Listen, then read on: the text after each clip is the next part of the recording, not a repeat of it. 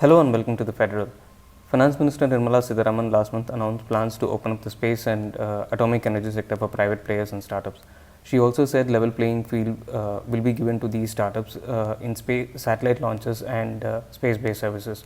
In another key development globally, we saw Elon Musk SpaceX launch two NASA astronauts into the orbit for its Demo 2 mission. With these two key developments, today we'll be talking to three Indian startups that are in some way working with ISRO. In the first episode, we'll be discussing how they see the finance minister's announcement and what is the industry outlook for the next 5 years. We have today Kshitij Khandelwal from Pixel Space. He is the CTO and director. We have Rohan Ganapathy from Bellatrix Aerospace. He is the CEO and director. And we have Tushar Jadhav, co-founder of Manasu Space. Before I start, I think it'll be better if you can, one by one, if you can tell us in brief about what you're doing currently and then what stage of development are you in. Tushar, can we start with you first? Yeah, hello. Good morning. It's nice to be here on the platform and talking about the space. Thank you. Thank you, Federal, and thank you, Prabhu, for this opportunity. At Manasu Space, we have vision that we want to solve all the problems on the Earth using space. We are building the new fuel and engine for satellites, which is making them the satellites more safe because the earlier fuel was toxic and much cheaper and much lighter. So this fuel will power the satellite when the satellite is in the space. Currently, development is going on for last 2.5 years, over 3 years, and in next one and a half year is what we are planning to test it into the satellite. Shidit, you want to continue from there? What you Sure. guys are doing? Sure. Thanks. Thanks, Prabhu, for having me here. And Rohan Tushar, it's a pleasure to see you after such a long time. Um, at Pixel, we started close to 2 years ago now, when me and Aves, we were entering our final year at BITS Pilani, and we wanted to solve problems that could be solved by Earth observation. Earth observation technology at that time was, I mean, it's still not good enough for solving a majority of mankind's challenges. So the idea with which Pixel went ahead was build a constellation of Earth observation satellites and use the data from these satellites to solve problems in agriculture and environment conservation, as well as on the energy sector. So far, we have built our first satellite. It is scheduled for a launch later this year. That has been pushed because of COVID and pushed to close to November. It was supposed to go next month. And we are building our second satellite as well. In the meanwhile, we are also working on our constellation that we plan to launch by the end of 2022. Rohan, go ahead and explain about the startup and what you guys are currently doing. Okay, thank you for having me today. First of all, Bellatrix Aerospace is a 9-year-old company. We work in the field of space propulsion systems, developing technologies in the field of electric propulsion, chemical propulsion. So, which the satellites need to maneuver in space, change orbits or deorbit per se. So we work very closely with the Indian Space Research Organization and DRDO in commercializing these technologies. So we are a team of 40 as on today, and our focus lies mainly in in-space propulsion. We are also into rocket propulsion, that is developing engines for rockets which can take from ground to space, as I call it. So propulsion being the key, with around 5 patents in hand, we have started our journey, and so far it's been exciting. How do you see the new announcement saying that we are opening up the sector for private companies as such? So majority of the companies, the vendor, the ISRO call, they are mainly the vendor who manufactures or designs as per the exact ISRO specification. So ISRO will open out the tender and they will bid for the tender and they'll put their manpower and they will build those things. What startups have a very different role to play in the whole ecosystem. Startup will bring something which ISRO knows but might not be doing it or might not have developed it. So, but ISRO definitely has a requirement, and not just the ISRO, any other player. So the startup is someone who can foresee the requirement which is going to come up in the future, or which is current requirement, and then work on those things. Many as traditional industry has been to solve the problems which ISRO will at that moment. Godrej manufactures the engines, some components to the engine. HL manufactures some part of engines, and notes cones manufactured by L&T. All those players are definitely there. Startups have a role when it comes to innovation and future technology, and that's where I think the new announcement by finance minister plays a big role for a simple reason. One very important small point you mentioned about that opening up a startup uh, for a deep space missions like Mars and Moon and all those things. So that because ISRO has also not developed all this technology full fledged. Like if we go and do the full fledged research on the Mars and set up colonies on the Mars, or go to the Moon and land on the Moon, those technologies will need multiple players developing together rather than ISRO telling what to build and what not to build. It's like what NASA did this for Apollo mission for manned flight in 60s. This is what ISRO can definitely leverage all those experience, that process through the future mission that finance minister announced. So rather than just telling industry to what to build, ISRO can definitely work with the startups and industries also to develop a sort of, it's a partnership rather than vendor and source relationship. So that's how we look at the role of a startup in this announcement of a finance minister. Okay.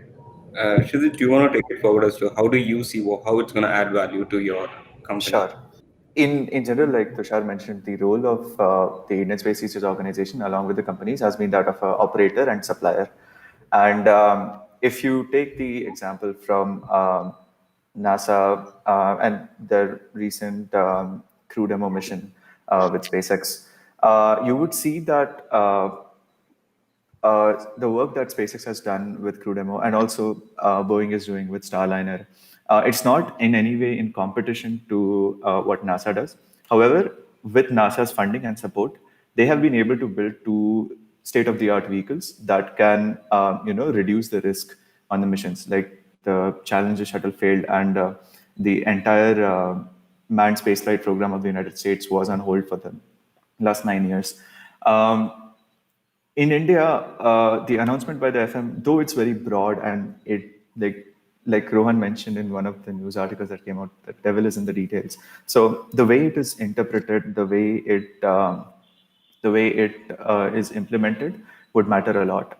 It would depend on how the regulatory authority is, and looking at the future, to add to what Tushar said, I think this is a very good step in the right direction, where both ISRO can operate along with private players for benefit of both and of India and space technology. So it's a win-win situation, and I think this is a step in the right direction for it.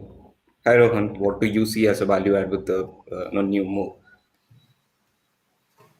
So we've been discussing the space policy thing since 3 years, since it's a draft stage. So we've been involved with it.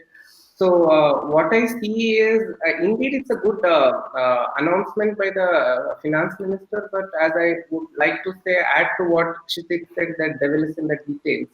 So you need a separate regulatory body to make decisions. So you have to separate the Department of Space from the Indian Space Research Organization. So what happened with the Telecom Regulatory Authority of India? So that is something required, today. But other than that, what is welcoming is the access to facilities. For example, you being a technology startup can build a rocket, but in order to invest for you in terms of launch facilities, the land which is required, and you require acres of land so that you don't harm what is nearby. So all these things, it's not clear how they're going to lease. For example, if say for example, God forbid, the rocket which we build might explode on launch pad, who is going to bear the cost of it?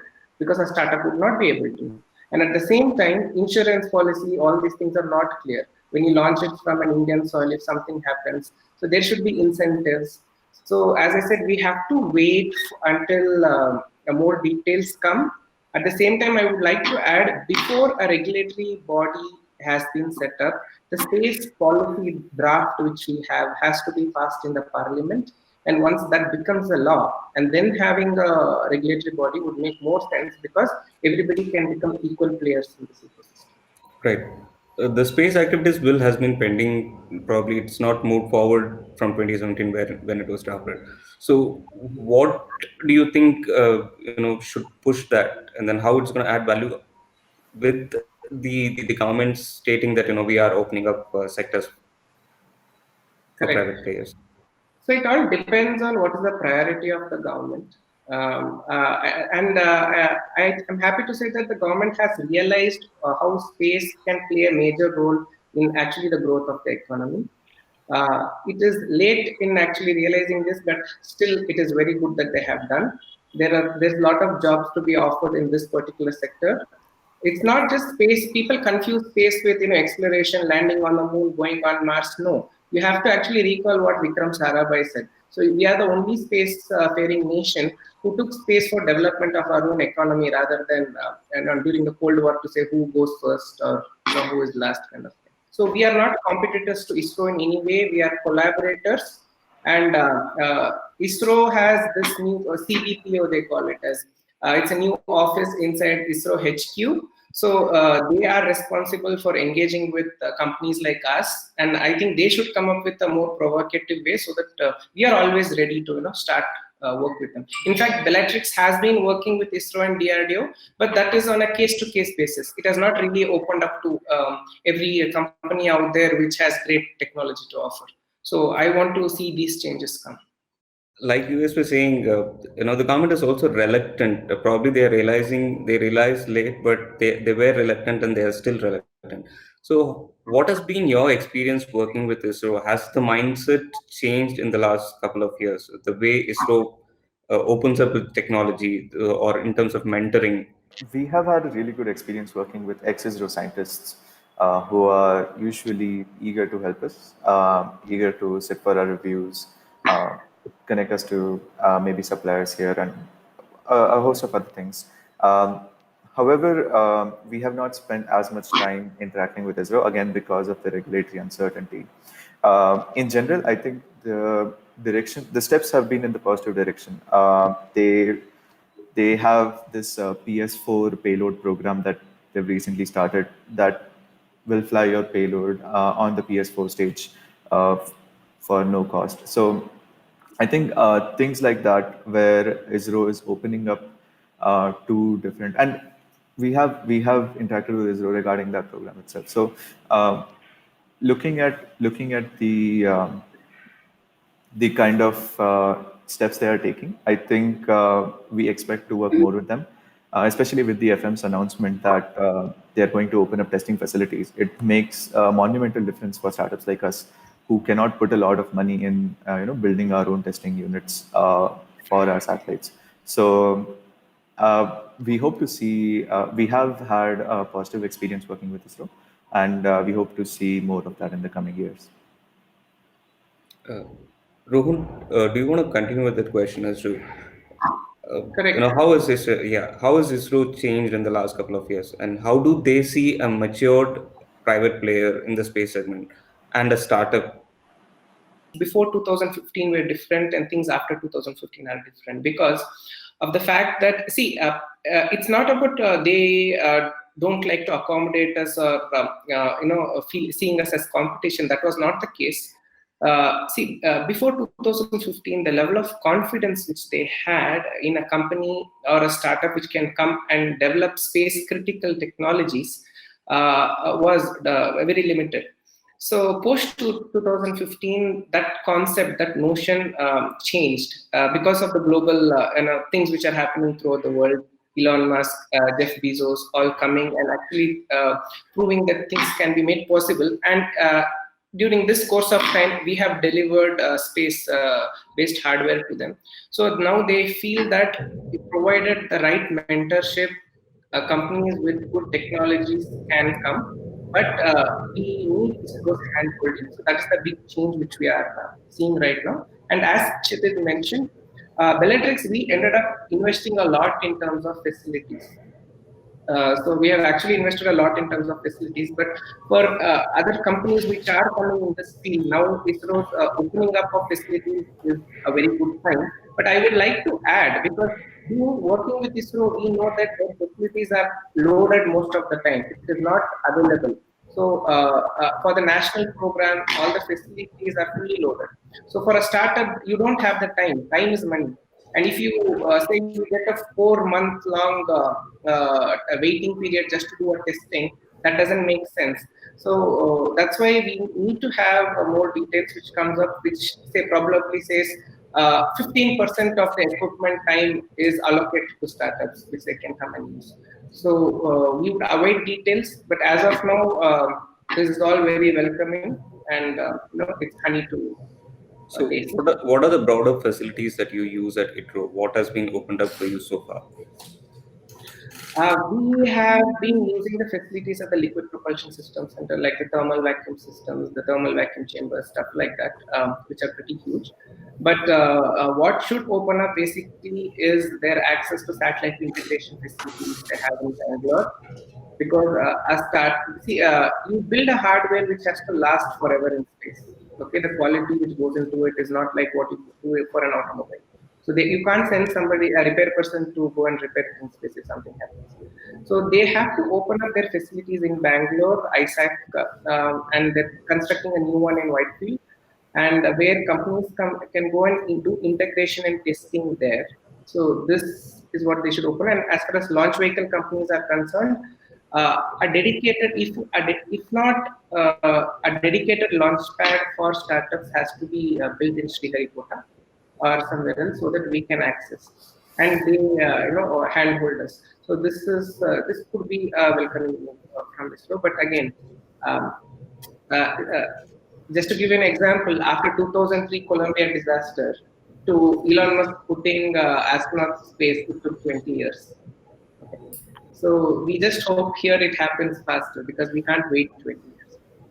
So do you guys see any big player in India putting money in this segment where startups can thrive out of it? We have seen people like Infosys, Wipro helping out other startups which build their platforms. Do you see someone in the space segment coming in the near future?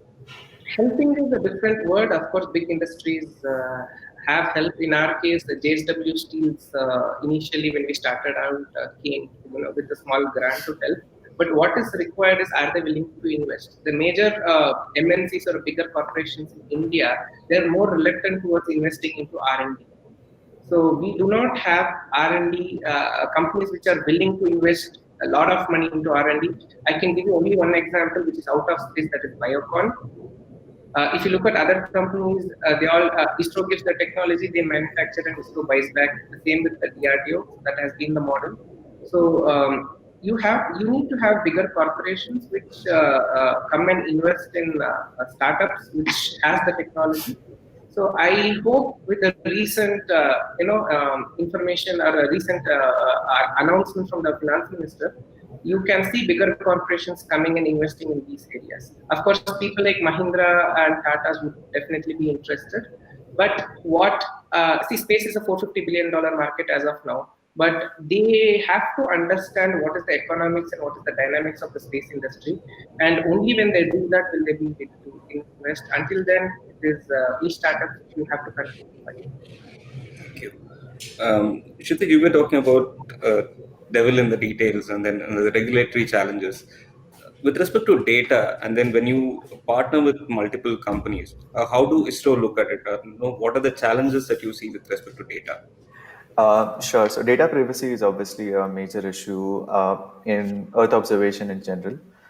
With ISRO, NRSC is the one who is sort of the nodal body that looks at all satellite data operations in the SARC countries.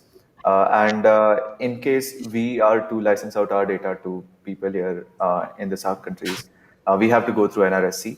So they have a channel for that, and companies outside of India have been using it. The spatial resolution of our data is not good enough for you to find out the exact person and affect privacy of people. It's more towards It's more focused towards the quality of data and towards agriculture, energy segments. So in that scenario, I don't see any issues with data. However, there are some other issues with launches with regards to operating satellites, frequency bands that we want to use for using these satellites. So those things need to be solved from a regulatory perspective. And as Rohan mentioned, having a separate regulatory body, just like TRAI is for the communication sector. Having that kind of regulatory body will create this level playing field where private players like us can also work along with government players like ISRO. Rohan, so you've been working for a longer time compared to the other two guys. So if you can tell us, what has, I mean, the space sector is opening up both globally as well as in India. Probably India missed out in the initial days. Now, how is it going to change? Are we too late? Are we at the right time? So how do you see it? See, we caught the IT bus, right? We didn't miss the IT train, so we caught it, and now we are number one in the world in the IT sector. But we missed the hardware bus, we missed the electronics bus. But now the government has realized that we should not miss the next bus, which is AI and the space sector to be particular. So we have to catch this bus, and we are late, but still the train has not left the station, and we have to catch it, is what I would say. But the important point here is we need mechanisms. A policy alone wouldn't do. A regulatory body alone wouldn't do. These two should culminate into a mechanism, and only if there is a mechanism can this industry thrive.